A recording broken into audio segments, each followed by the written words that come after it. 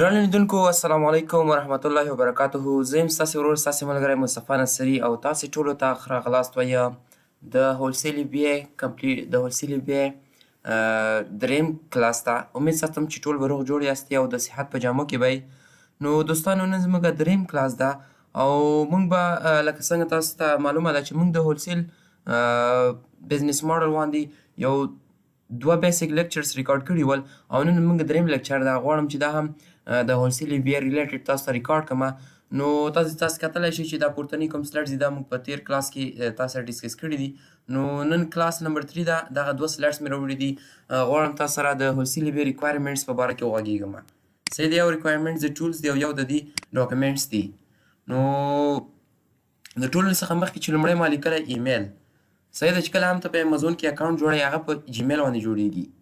صحیح ده. نو تاسو یو نوی جیمیل کوشش وکړه جوړ کړه. یو ایمیل یو جیمیل باندې مطلب ته امازون کې ځان ساین اپ هغه کولی شي او یو چې کله هم ته برانډ ډسټریبیوټر سره رابطه ساتي نو بیا هلته تا ته ضرورت راځي کوم ایمیل ته پروفیشنل ایمیل ته ستا ضرورت راځي بیا. صحیح ده. دې جیمیل نه بیا ته برانډ ډسټریبیوټر هولسیلر سره رابطه نشي کولی نو هلته بیا تا ضرورت څه شي ته راځي پروفیشنل ایمیل ته ستا ضرورت راځي. صحیح ده دوستانو. نو دا بیسیک ریکوایرمنټس دي. غواړم په دې باره کې تاسو ته معلومات درکړم. نو خبره مې دا کوله چې ستاسو پروفیشنل ایمیل ضروري ده چې کله تاسو برانډ ډسټریبیوټر سره رابطه کوئ. صحیح ده. نو بیا موږ په یو ایمیل کې ځان ته مختلف ایمیل ځان ته جوړولی شو هغه به انشاءالله زه تاسو سره شریک کړم. صحیح شو. نو بل ریکوایرمنټ چې دا د هولسیل FBA دپاره LLC ده. که غواړي هغه دوستان چې په امازون کې بزنس وکړي نو هغوی دپاره بل ریکوایرمنټ څه شی ده LLC ده لیمیټډ لایبیلیټي کمپني. صحیح ده. نو چې تاسو سره LLC باید ضرور وسي چې کله په امازون کې سیلینګ کوي چې په یو پروډکټ خرڅوي چې پروډکټ پرچیسینګ کوي هغه دوران کې تاته LLC د ضرورت نشته او که ته وایې زه امازون زده کړم او سره پکې ایکسپیرینس حاصله کړم نو هلته بیا LLC د ضرورت نشته. LLC هغه وخت کې ضرورت راځي چې کله هم ته په امازون کې بزنس کوي. بیا ورسره یو بل ضرورت د ریسیلر سرټیفیکیټ ده. صحیح ده چې یو ریسیلر سرټیفیکیټ راځي. بل ریکوایرمنټ موږ سره EIN ده امپلایر آیډنټیفیکیشن نمبر ده چې دا ته کله کمپني جوړه کړي یو LLC رجسټر کړي نو دا نور ټول تاسو راځي. بل ویب سایټ ده چې ستا باید خپل ویب سایټ وسي چې کله دا برانډ ډسټریبیوټر یا هولسیلر سره رابطه کوي زیاتره داسې سپلایران دي چې هغه ته وایي چې ته ماته خپل ویب سایټ شو کړه. صحیح ده. نو ته به ورته چې داسې ویب سایټ زما د دې کې زه آنلاین پروډکټ سیل کول غواړم. نو بیا بل ریکوایرمنټ اخر ریکوایرمنټ موږ سره نور هم دي خو دا څوک ما پکې بیسیک میشن کړي دي انشاءالله نور به هم تاسو سره شریکم. نو بل موږ سره فون نمبر راځي. ګوره موږ دوستانو ناست په پاکستان او افغانستان کې هستو.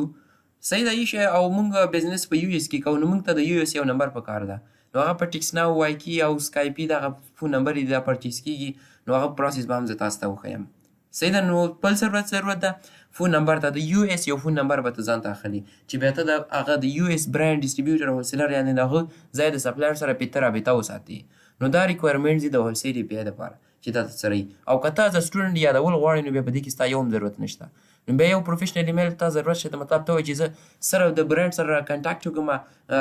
کله هغه صورت کې بیا از سټوډنټ کار کولی شي چې ته یو ایجنسۍ کې اوسئ انټرنشپ دپاره هلته لاړ شي او تا ته یو ایمیل هغوی بیا درکوي چې کله هلته لاړ شي یو لکه څومره پکې که د پېښور یادونه زه وکړم ما په خپله پېښور کې دا درس ویلی ده دلته په یونیورسټي ټاون کې دلته ډېرې ادارې دي نو چې هلته ته ورشي انټرنشپ دپاره د هغوی خپل فی دی ادا نه اخلي نو تا ته پروفیشنل ایمیل درکوي LLC ډاکومنټ هر څه درته درکوي نو ته به بیا برانډ سره رابطه کوې ته به اپروول اخلي نو په هغه کې هم تا ته بیا ډېرې پیسې پاتې کېږي چې برانډ اپروول اخلي نو هغه کې خامخا پروډکټس وسي بیا هغه پروډکټس په مخکې ته به بل چا خرڅولی شي. صحیح ده. امید لرم چې به درس پوه شوي. نو بل سلایډس کې ما ریکوایرمنټ لیکلي دي دا 1 و دا 2 نمبر ریکوایرمنټس دي. دا ټول ریلیټډ دي لکه څنګه ما ډېر درس کې هم وویلي چې لکه یادونه کوم هماغه سلایډ زه تاسو ته دلته شو کړم یو منټ یا هنټینګ دا خو نه و فکر کوم دا به دا هم نه ده دا دي هولسیل ریکوایرمنټس. هولسیل ریکوایرمنټس کې موږ سره یو دا ډاکومنټس ریکوایرډ دي او یو پکې ټول دي تاسو هم چې ویلي. نو ټول نه ښه ټولز چې دا په هولسیل کې چې دا کیپا ده چې زه خپل هم ډېر یوز کوم او یو ښه ټول ده.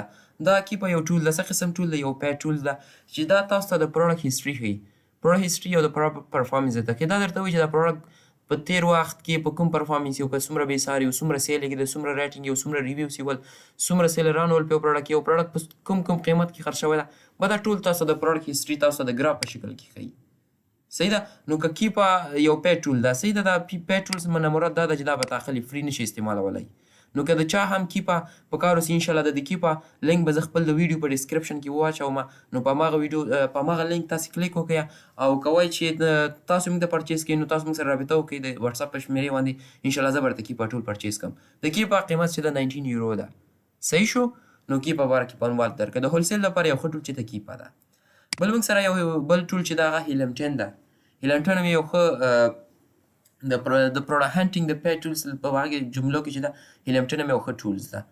صحیح ده. لکه کوم بیا که د هیلمټن د کیپا سره زه مقایسه کړم، نو بیا کیپا د هیلمټن نښه ده. نو که لومړي ځل لپاره تاسو د هانټینګ بای ټولز کوئ، نو لومړی به باید هیلمټن استعمال کړئ. هیلمټن هم چې استعمال کړئ کیپا هم خپله یادېږي. بیا ورسره ایګرو ده، دا هم یو پی ټولز ده. بیا جنګل سکاوټ ورسره ده. زه چې په خپله هم استعمالوم او ډېر سجست کوم، ما دا درې استعمال کړي: ایګرو، هیلمټن، کیپا. کوم بهرني ملکونه چې دي هغه دا جنګل سکاوټ باندې ډېر فوکس کوي. انشاءالله که په دې کورس کې زموږ وخت په هغه ډېرو یو ویډیو به انشاءالله د جنګل سکاوټ او د ایګرو په باره کې هم تاسو ته وکړم. د کیپا او د هیلمټن په باره کې ما مخکې نه په خپل یوټیوب چینل باندې ځان ته تاسو ته ویډیوز ریکارډ کړي دي. کتلی شئ هیلمټن او د کیپا. دلته ویزټ وکړئ، انشاءالله دا سره وګورئ. صحیح ده دوستانو. نو درس طرف ته راځو. تاسې کتلی شئ ته مې وویل چې دا ټولز دي. بل د هولسیل ریکوایرمنټس کې موږ سره دا اویسیډون یو ایکسټینشن ده چې دا موږ په خپل کروم کې اډ کوو. کروم کې څنګه اډ کوو دا طریقه به هم زه درته وښیم چې هر یو ایکسټینشن اډ کوئ د هغه دپاره راشئ دلته یو لکه څنګه تاسو ته دا د درس نه علاوه هم دي بهر خبره ده، خو خیر باید زه دلته ته وکړم. ګوره که ته انډراید موبایل استعمالوي هغه کې پلی سټور اوسي. که ته اپل موبایل استعمالوي نو هغه کې څه وشي اپ سټور وي. نو داسې کام په لیپټاپ ته کوي نو کروم کې دلته دا بیا موږ سره کروم ویب سټور ده. موږ سره بیا کروم ویب سټور ده. دې کې موږ سره څه ده کروم ویب سټور. دې نه موږ څه کوو، دې نه موږ ایکسټینشن سافټویر په خپل کروم کې اډ کوو. صحیح ده. اوس فار ایگزامپل زما د کیپا هغه په کار ده. کیپا خو سر مې اډ کړی، هیلمټن مې په کار ده. هیلمټن دا بس یې ولیکي، بیا به انټر کړي. ګوره ما سره راغی، داسې به دې کلیک کړي په دې باندې. بیا په اډ ټو کروم کې اوس ما اډ کړی ده، ما سره راغی ریموو فرام کروم، مخکې نه مې اډ کړی ده. بیا به دلته ګوره څه لیکلي ایکسټینشنز، په دې چې کله کلیک کړي دلته دا ایکسټینشن تا سره اډ کېږي. ګوره ما ځان سره هیلمټن اډ کړی. نو بیا به تا پین کې دا په هغه صورت کې کار شروع کړي. دا درس نو خیر خبره ده، نو غواړم چې تاسو ته پرې معلومات درکړم. سلایډز طرف ته راځو. درس پوه شو. صحیح ده دوستانو چې ایکسټینشن څنګه اډ کېږي. اویسیډون هم همداسې اډ کېږي. ګوره اویسیډون مې ته پریکټیکل اډ کړم. اویسیډون آنلاین سیلر اډون. او اس مطلب آنلاین سیلر اډون. دې باندې کلیک کړه. ګوره ریموو فرام کروم دا مخکې نه اډ کړي دي. همداسې اوس ډي اس کیو کیو د ډي اس کیو کیو راشه سمپل دلته ولیکه چې ډي اس کیو کیو.